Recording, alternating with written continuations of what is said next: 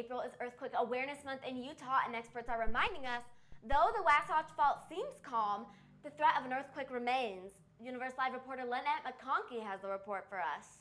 Lynette, what should we know about Utah's earthquake conditions?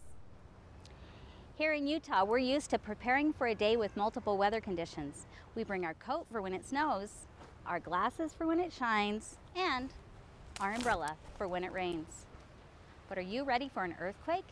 Utah's historic data says it's not a matter of if, but when. So these ones had been cut. Geographer and BYU professor Dr. Matthew Becker studies tree rings. This is the kind of thing we would look for. He says they hold evidence used in determining seismic events. So earthquakes affect people, they also affect trees. The trees can tell us about that and give us some idea of how long it's been and give us a better idea of what the probability is of the next one. A Utah-based group that studies earthquakes called the Working Group of Utah Earthquake Probabilities says the likelihood of an earthquake within the next 50 years is 43% for a magnitude 6.75 or greater, and 57% for at least a 6.0.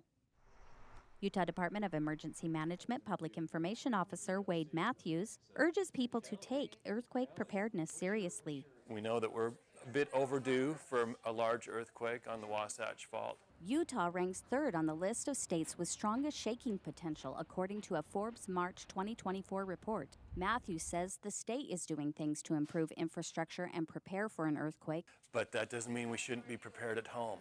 We asked several BYU students whether they knew what to do during an earthquake.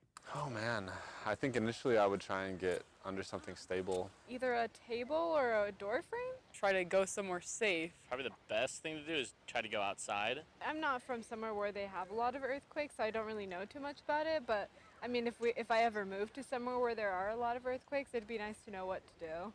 Matthews says the statewide earthquake drill held annually on the third Thursday in April is a great way to get prepared. Drop, cover, and hold on. Something to also keep in mind, coverage for earthquake damage is optional on most homeowners' insurance policies. UtahBusiness.com reported that despite the high risk, only 18% of homeowners sign up for the coverage. For Universe Live on the Wasatch Fault, I'm Lynette McConkey. Back to you in the studio. Great information, Lynette. The Great Shakeout Utah will be on April 18th this year. You can find more out about the drill at greatshakeout.utah.gov. Such an important reminder to practice the drills and be prepared.